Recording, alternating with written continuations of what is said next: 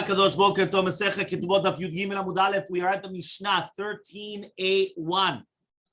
The Mishnah says, "He omer mukat etz ani, vehu omer lo ki ela drusat ish at." So imagine right now she comes and she says that she's a mukat etz. Remember, mukat etz means that there was an external factor, but it had nothing to do with a human being, right? Nothing to do with a human being, but rather was an external factor, right, which had a cause, right, to this, which means that it was a mukatetz. She got hit by a piece of wood, by this, by that, all these other things. And he says, no, you're a drusat ish. What does it mean a drusat ish? That means somebody had relations with you. And therefore, automatically, if somebody has relations with you, it's going to be a problem. Okay? So he says, Rabban, so now what's the difference going to be? The difference is going to be to do with Tana Betulim and Mekach Ta'ut and no Mekach Ta'ut and how much is a ketubah. So Rabban Gamliel and Rabbi Eliezer omrim. Rabban Gamliel and Rabbi Eliezer say, Ne'emenet. She's believed. Why? She's believed in what she's saying. Rabbi Yoshua Omer. Rabbi Yoshua says, no, lo mipia anu chayin. We're not living by her words. Meaning we're not somech on her. But she has a chazakah, that she's a drusat ish. Until, right, she brings a proof to her words. Yeah, so he says basically the entire question here is, do we say that a woman, right, that she's saying Badi Veshema with the help of a migu or a chazakah, does it help to take out mamon of the ketubah or not? Okay, so let's see what the Gemara now says. Okay. Tanataihu b'mai. The ta'anot of the man and the woman, what are their ta'anot exactly? What's going on? So Rabbi Yochanan says the machloke between the man and the woman is b'matayim u'maneh, which means the woman wants 200 zuz for the ketubah, and the man only wants to pay 100 zuz. So therefore, right, because he's saying that she was a beula, so therefore it's only 200 and 100, and therefore that's the entire machloke between them. However, though, Rabbi Elazar says, no, that's not the machloka between them. B'maneh velo klum. The machloka between them is, does she get 100 or wallo? Nada. Huh? This is what we're talking about. Our Mishnah is talking about mukatet. So according to the Shita of Rabbi Elazar, we're not going to, now why? Let's explain. Rabbi Yochanan says, Matay maneh. Savala Rabbi Yochanan holds that the machloka between the husband and the wife is whether she gets 200 zuz or 100 zuz. Remember, it's double the amount. So it's not $200 and $100. Remember, 200 zuz is the amount of a salary of a year. So 100 zuz is 6 months. There's a big difference. You should know how much people fight for between 6 months salary and another 6 months. We're not talking about $100 or $200, a big deal. You understand? We're talking about a lot of money here. Yeah, so that's why there's a big machloket here. So it says here, the machloket here is b'matayim u'manah, he holds like Rabbi Meir. Rabbi Meir said in the Mishnah above in Yud Aleph Amud Aleph, De'amar, ben ikirba ben lo ikirba, whether he knew that she was a mukatetz at the time of the wedding or he didn't know, matayim, she gets 200, right? And therefore, if right now Rabbi Yochanan holds like Rabbi Meir, then whether he knew about it or he didn't know about it, the second, it's a mukatetz, which means there was no man involved. She lost it naturally. The second that you're going to tell me that it's 200 zuz, so therefore it makes sense. Our Mishnah, Rabbi Yochanan says the machloket is 200, 100. She is saying she wants 200, right? And right now he's saying, no. You should only get 100. Why? Because you were with the man. So now it makes sense. Okay? Rabbi Elazar Omer, b'manav lo klum. Savla k'Rabbanan, they hold like the rabbis. That the rabbis say ben ikirba ben lo ikirba maneh, that it doesn't matter that the second that she's a mukatetz, it's only a maneh. Why? You're paying for the betulim. It doesn't matter how she lost it, which means even though here it was naturally, she wasn't one of these perchachiot or one of these girls, right, that she's sleeping around or fooling around. You understand? A coquette, right? This is a good girl, a girl that but what? She lost it naturally. But what's going to happen? Still, according to Shtat Chachamim, 100. And since it's only going to be 100, that's it. Exactly. So bishlema. So I understand Rabbi Lazar lo kama like Rabbi Yochanan. Why is it Rabbi Lazar does not say like Rabbi Yochanan? Because he holds like Rabbanan. Rabbanan all the mukatetz is 100, so it's maximum 100 ve'klum. Ella Rabbi Yochanan my tama lo Rabbi Lazar. But why didn't Rabbi Yochanan say like Rabbi Lazar?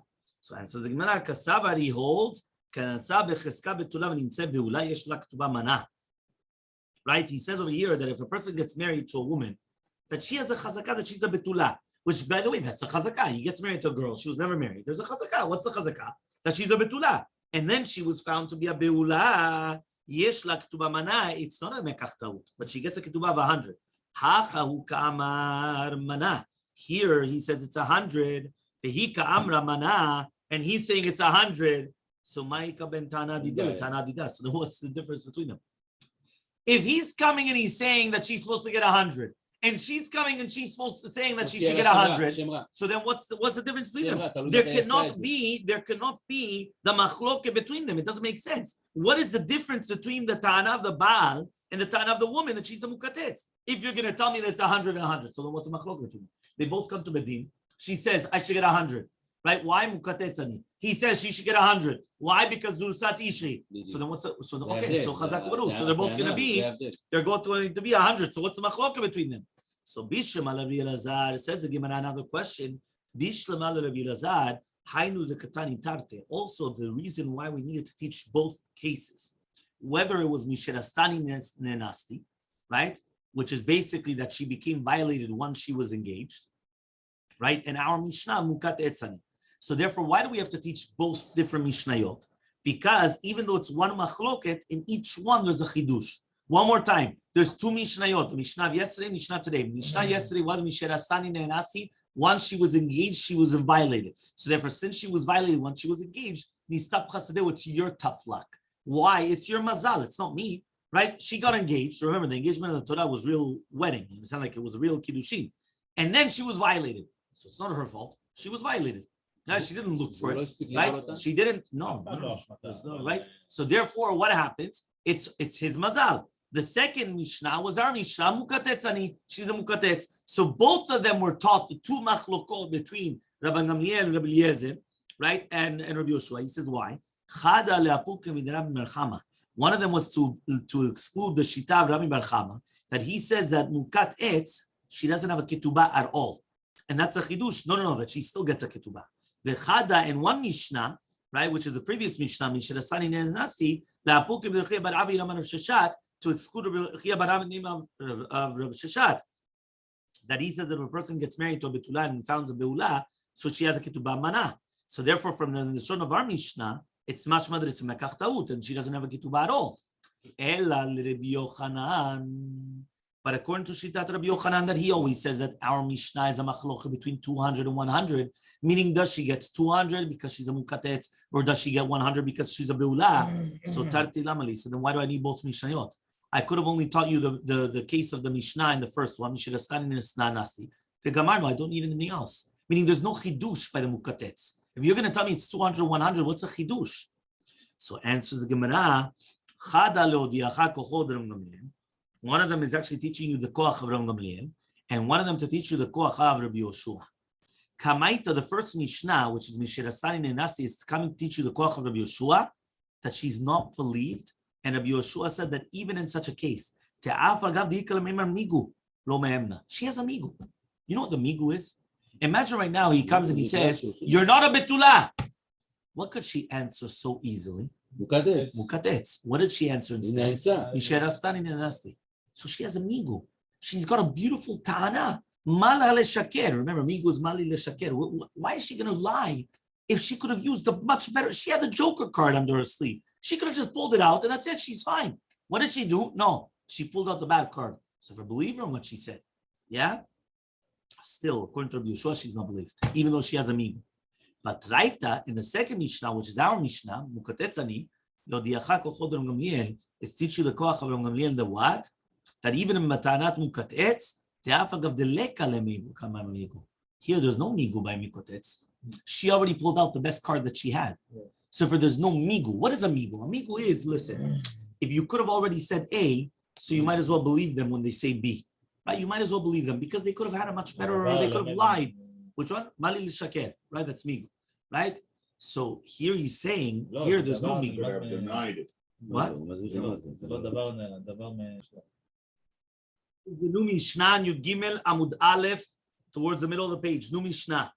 Ra'uha medaberet im echad. Yeah, so now we see her flirting with someone. Yeah, which means that we see her in a way that she's talking, that we are probably certain that the Gemara is going to say that she had relations with the guy. They tell her, Mativo sheli. Yeah, who is this guy? Is he kasher or is he a pasul? Why? Because, for example, certain people are disqualified, make her disqualified to the kiuna. So what is he? So she answers, Ish ploni bekohenu. This is Mr. So-and-so, and he's a Kohen. Rabban Gamliel Rabbi Eliezer omrim, right? Ne'emenet, she's believed. And therefore, right, she's still kosher to get married to a Kohen. She's still kosher to get married to a Kohen. Rabbi Yoshua says, Lo mipiyah anu chayin. We're not going to support, just, live upon our words. But rather, we're going to suspect that maybe she had relations with a natinu mamzer until she brings a raya to her words. What happens now? She's pregnant. And they say, what's this child? So she says, it's from this person, and he's a Kohen. She's believed. Until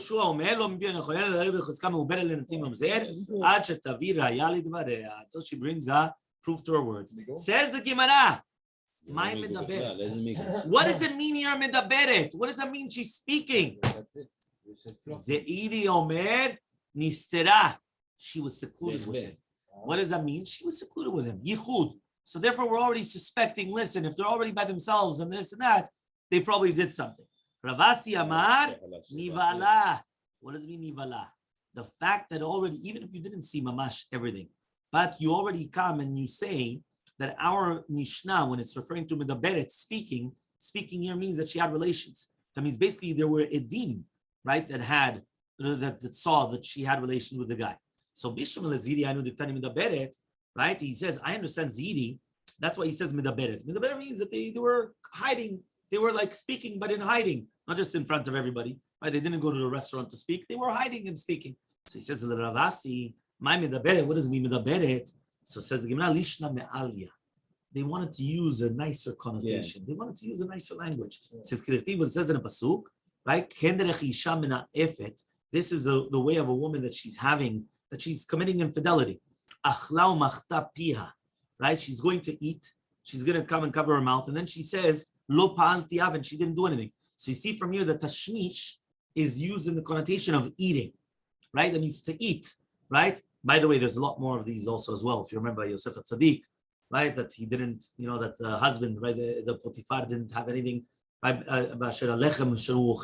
He didn't stop me from anything except for the bread that he's eating.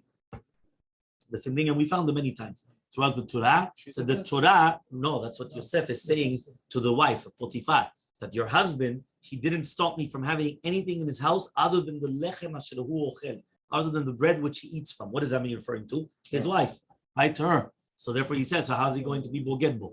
Yeah, so here he says, so you see many times that there's a concept of using, right, the lashon nekiyah, and the lashon nekiyah is eating, right? And by the way, you should know, right, that's what they use it nowadays, but in a negative connotation, but nowadays also, right, that they use the same thing. That means we use it as a lashon nekiyah, nowadays we're using it as a lashon lo nekiyah.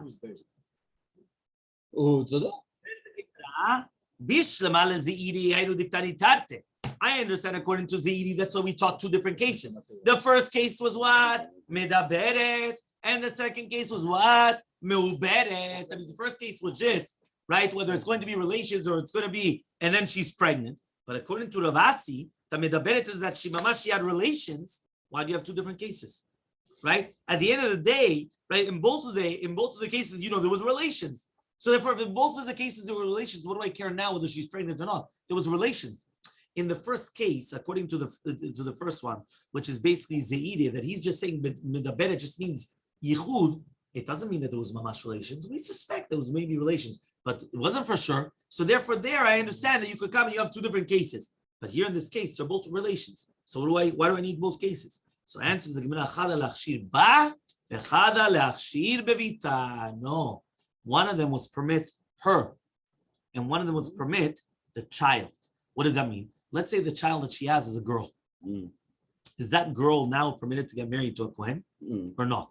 No. So basically, if right now you're going to tell me, what? No, well, that's what we're going to find out. So that means the first part, which is basically the case of Medaberet, we're coming to purify her, right? To permit her, right? That she's still allowed to get married to a Kohen. So it's it's on her. The second case of Medaberet was to permit the daughter. I mean, she's pregnant now. She has a child, and that child is going to become a girl. If that child is a girl, can this girl now get married to a Kohen or not? So therefore, what do we just say? It's permitting the daughter as well, according to the Shita of Rabban Gamliel. So Hanich alaman damar. This is good according to the Mandamar. Ledivrea machshir ba machshir bevita. That right now, if it's going to permit her, it's going to permit the daughter. But according to the Mandamar, that says machshir ba posem bevita. But if it's going to machshir ba, but it's not going to be machshir bevita, which means that it's only judging on her, not on the child, on the fetus. What are you going to say then? Why do you have two cases of Medaberet and Muberet?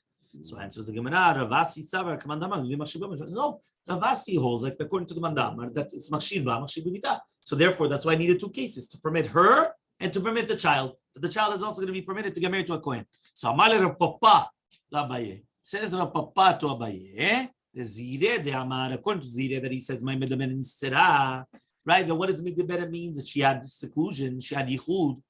The Amar Rabbi Yoshua says, Lo Mehemna, she's not going to be believed. Ha'amar Rav Malkina liyichud ve'nosir liyichud. Right? He says, 1 second. Do you know that Rav says that we're going to be oser? Sorry, malkin alaychud. What does it mean, malkin? You give lashes for yichud, but we don't come and we don't prohibit on yichud. What does that mean? Right? Imagine right now, right? There was yichud. So you have a woman that she has yichud with a man. You could give them lashes, but you don't make them asul. Meaning that let's say she's an eshetish. Let's say she's a married woman. Yeah. Yes, you're right. But let's say it's a married woman, right? Let's say it's a married woman. A married woman has seclusion. What are you allowed to do? You could give lashes, but you do not prohibit. So therefore, if you see that you do not prohibit a woman, like just for yichud, so therefore, why don't we say that it's not like Rabbi Yoshua then? Why? Because Rabbi Yoshua just said, right, that she's disqualified. Disqualified just means that you just prohibited her. So right now, 1 second. So right now you're saying you disqualify because of yichud. Rav said you could only hit because of yichud. Why? She did it isur, so you could give her lashes. You don't prohibit to her husband. Imagine a woman, she went and she was by herself with a man. So now, okay, fine. You could give her lashes. You're not going to prohibit it. You're not going to say to her husband, that's it. You're never allowed to be with your wife anymore. Because we're not going to prohibit. But according to Rabbi Yoshua, yes. Because Yoshua just told you in our Mishnah that she was not married, and now she had yichud. So we're going to suspect that the yichud was with some guy that obviously was that's going to disqualify her, and then that's it. She's prohibited. So answers the Gemara, no. Afilu teima Rabbi Yoshua. Even if you're going to tell me that it is going like according to Rabbi Yoshua, ma'ala asu b'yuchasim. Right? They made a special ma'ala by yuchasim. What does it mean ma'ala b'asu b'yuchasim? That means the rabbis, they made a special concept that by kiuna, by getting married to a Kohen, they wanted something very special. They wanted something, that they didn't want suspicions. So let's just stop on a regular case of prohibiting a woman. They're not going to prohibit a woman because of yichud. But here, to prohibit her to get married to a Kohen, they are going to prohibit because they made a ma'ala. They made it something, like a hierarchy. They wanted, no. A Kohen could only get married to a woman that she has a clean slate. No svekot, the monkey business in the middle, and then you have to start guessing who did she have to see yichud with, kosher, not kosher, this, that. No. Yuchasim, genealogy, lineage, we go all the top. What's the top? It has to be 100% without any questions involved.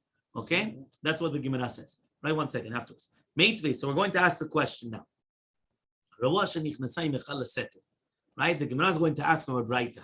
The Braita says that if right now we saw that she comes into a place with an individual, right, to a hiding place, you'd give it a mubet, 13b, or lechurba, or to a ruins. By the way, even today, it's the same thing. Today, in many places where there are ruins, which means there are, abandoned houses, or there are all these things, That's usually where there's all the, the drugs, the pots, the right, all the, the harlots and all, everything is there, right? So here, that's in the time of the Gemara, nothing changed. Right? In the time of the Gemara was the same thing. They go into a khurba. Why are they going into a ruins? Why are they going into this abandoned house, onto the, why? Because they're doing all these, all these things here. The Amrulai, they told her, Mativo Shalish, what's this guy? Kohenu uben achiabau. So she comes and she says, no, he's a Kohen, and right, he's my cousin, right? Ben achi abba is a cousin, which means he's kasher, it's miyuchas. Rabban Gamliel Rabbi Eliezer saying, ne'emet, she's going to be believed.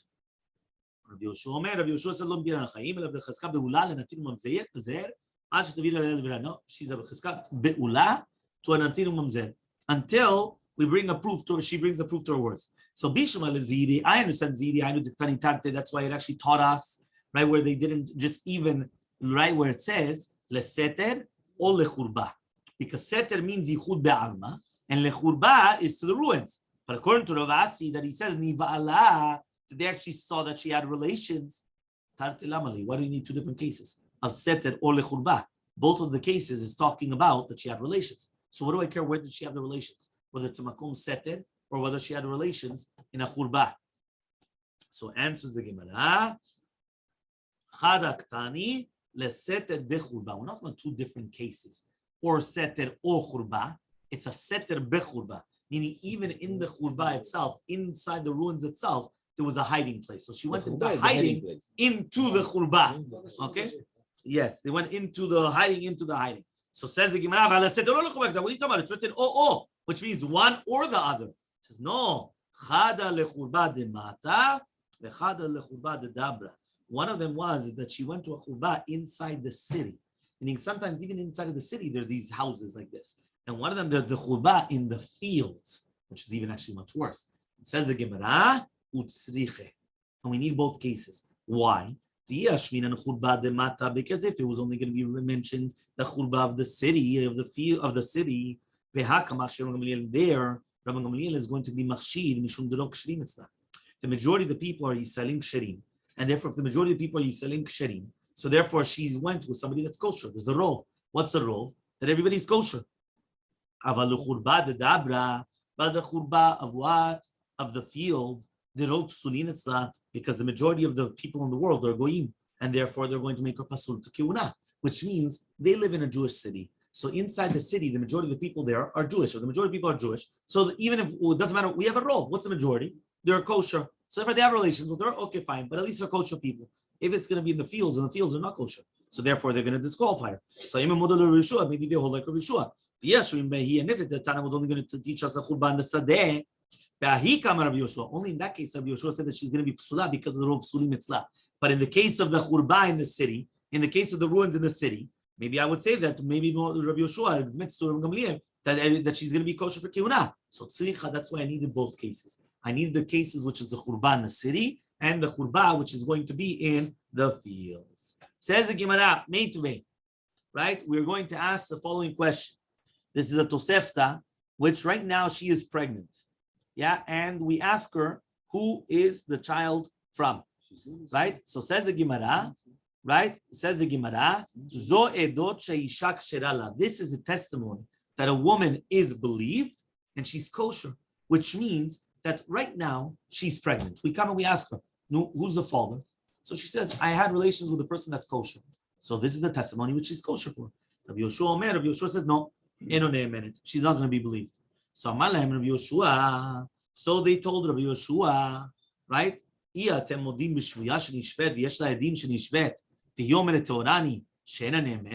Says 1 second. They went and they told Rabbi Yoshua, you guys are not going to admit that if she's going to be captured amongst the goyim and she has witnesses that she was, that means there's witnesses that she was captured, right? And therefore we're going to suspect that if she's captured, they had relations with her. And she says, no, Teorani, she's pure. In a minute, she's not going to be believed. No. Amrulo, Rabbi Gamliel, Rabbi Eliezer, Rabbi Yoshua, they went because Rabbi Yoshua is telling them, right? So they answer to them, Aval, it's true, you're right. So what's the difference? Why is it that if she's captured amongst the goyim and there's witnesses that she's captured, so she's not, there's no migu, Meaning she can't just say, no. There's witnesses. She was captured. So she's captured. Why is it over there? She's not going to be believed, even though she says that she's pure, right? And over here, she's believed. So it says, in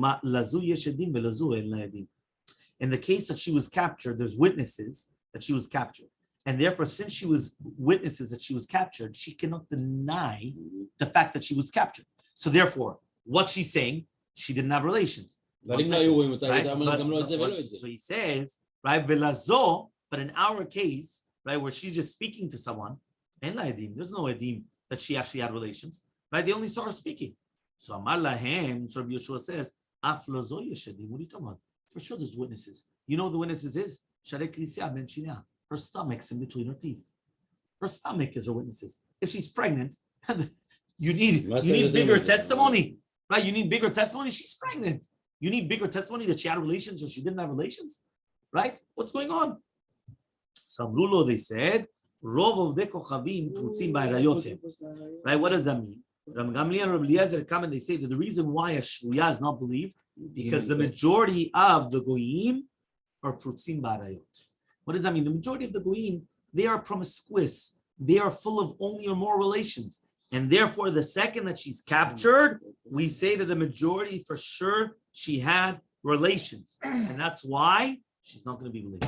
There's the majority. She's going against the majority. She's going to say, Rabbi Yeshua answers them also here. What does that mean? You can't come and say that she didn't have relations. Why? The second that she's there with this woman, right? There's also a which means that they probably also had relations. Well, you're only telling me because of Rova Goyim? No, also in a So says the Gemara, what are these words? To do with the woman to clarify herself, to say that she was she'd say that she had relations with the kasher. But to permit a woman for her daughter to kiuna and say that she was from a kasher, divrei hakol, according to everybody, havalad shtuki. What does it mean, havalad shtuki? The child is a shtuki. Shtuki means that we are silent in the fact that we don't know who the father is. We don't know who it is. Why would they keep quiet? Why? Because she keeps on saying Abba, Abba, Abba. The mother keeps on keeping her quiet. Right? Because we do not know. But they don't qualify them. What? Right? What exactly did they say and what did they answer? So says the Gemara, this is what they said. You answered us on a meuberet, which means you did answer a very good answer. That's ki'ilu, that you do have witnesses that she had relations. Why? Because she's pregnant. That's the biggest proof that she had relations. But what about a medaberet? So Elmaleh, he answered them, medaberet ayu shvuya. Medaberet is a shvuya. What does that mean? When we talk about medaberet is like a shvuya.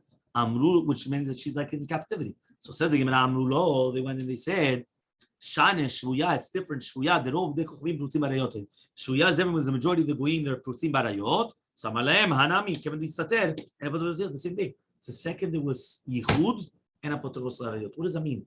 You have to remember, you can have a person that he's a very big tzaddik even, but the second that you have that there's yichud, that and apotros barayot, you can't say no. You know he's like that. No. The second there's yichud, the second there's those things, he's already chashud. Why? Right? We can't say, no, you're going to be a tzaddik and you're not going to do nothing. You understand? There's not a lot of people like that. So, however, we've taught both cases. Right? So you see from here that nevertheless, we still taught both of the cases, whether it's midaberet or muberet. So, there's a question against Ravasi, because Ravasi wanted to say that it's two different cases. Right? Why? Because he said it's not like, that means because the muberet is known, right, that she had relations. According to Ravasi, both of them were known to have relations. So this is against Ravasi. Tiyufta de Ravasi, tiyufta. Says the Gemara, says 1 second. Why don't you say that by the shvuya, the majority of people are pasul to her, and by here, the majority of people are kosher. Right? By here, the majority of people are kosher to her. And by the other, the majority of people are pasul. So says the Gemara, this helps with according to the one that permits her. Right? They are going to permit even if the majority of people are pasul. And even though the majority of people are pasul, if she's going to be believed with the smigu or whatever it is, she's going to be believed that it's going to be kosher. But according to the one that's posel, he's going to be posel even if the majority of people are pasulim. right? Or sorry, or ksherim by her, which means that each one goes to the other extreme. Remember, Rabbi Gamliel was machshir. Rabbi Yoshua was posel. Rabbi Yoshua is posel even if the majority of people are kasher. And Rabbi Gamliel is going to be machshir even though the majority of people are going to be pasul. So Amar Rabbi Yochanan says, but according to the one that's going to permit her, it's going to permit her daughter. But according to the one that's Rabbi Yoshua, it says posel ba, posel vita. Rabbi Eliezer omer divrei machshir ba, posel vita. So Amar Rabba says, "My tamad Rabbi Eliezer." What's the reasoning of Rabbi Eliezer that he says that there's going to be machshir ba posel bevita? Meaning like this: if you're going to tell me it works full force, machshir ba machshir bevita makes sense. Why? You're saying she's believed to herself, she's believed on her daughter. Okay, makes sense. If you're going to tell me that you don't believe either or, that also makes sense. You don't believe her in herself, so of course you're not going to believe her on the daughter. But why is it that you're going to believe her but not on her daughter? So my tama, what's the reasoning of Rabbi Elazar? So he says, Bishma ihi itla chazaka de kashut, because she has a chazaka kashut, meaning she has a chazaka that she's kosher until now. Ita, the daughter, she doesn't have a chazaka de kashut. Why? Because it could be that she's psula mileda, meaning this girl, she was always kosher to get married to a kohen. Now we have a doubt: is she still kosher to a kohen, or she had relations with a goy or with somebody anatinim Oziel? We don't know. So now, but she had a chazaka kashut, so therefore she's going to be believed because she has a chazaka kashut.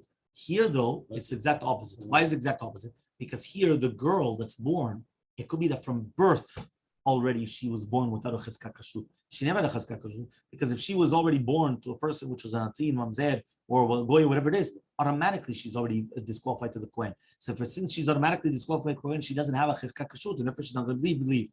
So Eitvei Rabbi Elazar Rabbi Yochanan asked Rabbi Elazar to Rabbi Yochanan, when these words be'edut isha begufa, only to do with the edut isha on herself, but to do with the woman on her daughter. According to everybody, the vlad is a shtuki. My love, shtuki pasul. We're not talking about that it's a shtuki, and therefore the child is pasul. And says the Gemara, no, shtuki v'kasher. It's a shtuki, but it's still the child is kasher. So the Gemara is going to ask, umika shtuki kasher, does that make sense? When you say shtuki automatically means that it's a pasul. Not that it's a shtuki and kasher. What is a shtuki? You don't know who the father is. Are you going to tell me it's a shtuki and it's kasher to get married to a kohen? Answers the Gemara, yes, in. Kidei Shmuel, like Shmuel. The Amar Shmuel says, Asara kohanim omdim. Imagine you have 10 kohanim in one place. Upiresh echad mehem ubaal. One kohen separates and he has relations with a woman. Now we don't know which kohen it was. You remember we brought this down on the night of Shavuot, right? 10 kohanim.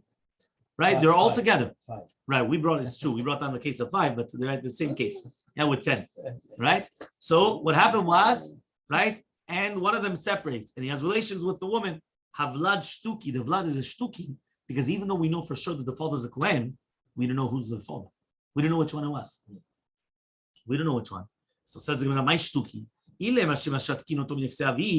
If you're going to tell me that we keep him quiet from the property of his father, because he's going to come, this is my father, so I want the inheritance. They're going to come and tell him, stop, be quiet.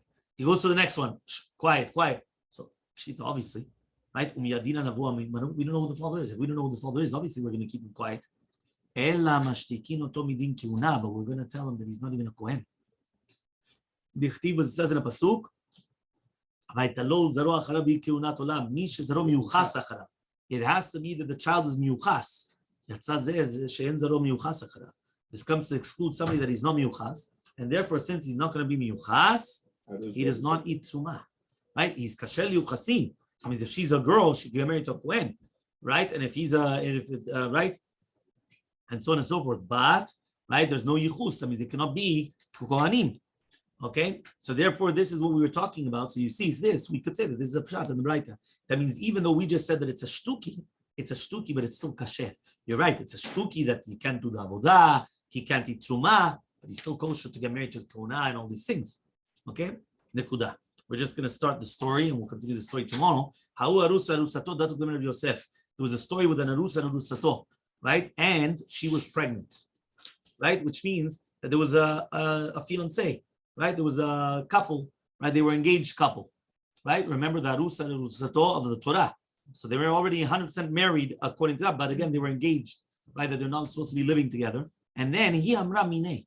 She comes and she says, the child is from him. Vehu omer, and he says, in, yes, minai, yeah, it's from me. What's the halacha now? So they both agree that it comes from him. What? No. Nothing to do with Kohen. Right? Or do we believe that it's yes or no?